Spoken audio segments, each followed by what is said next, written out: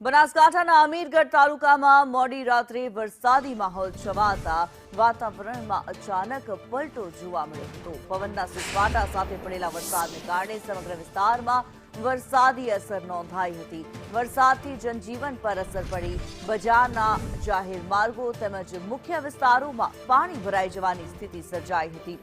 ગામના પ્રવેશ દ્વાર અને ચાંદની ચોક વિસ્તારમાં પણ પાણી ભરાતા સ્થાનિકો અને વેપારીઓને ભારે હાલાકીનો સામનો કરવો પડ્યો હતો।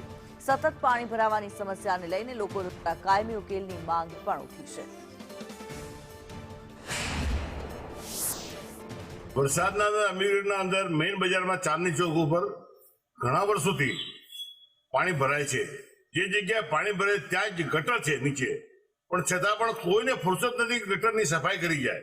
ઘણા વર્ષોથી ગટર એમને પડી છે અને સફાઈ થતી નથી।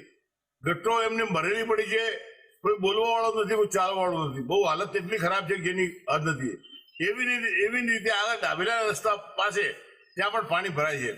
ત્યાં પણ જો ધારે તો નીચે એની પાસે નાળો આવેલો છે, નાળો એના અંદર બી પાણી નીકળી શકે એમ છે, પરંતુ કોઈને પંચાયતને કે જિલ્લા પંચાયતને કે તાલુકા પંચાયતને કોઈને પડી નથી। એમને એમની પડી, બીજા કોઈની પડી નથી। દુનિયા મરી જાય તો મરી જાય, અને જીવતી રહે તો જીવતી રહે, વાંધો નથી।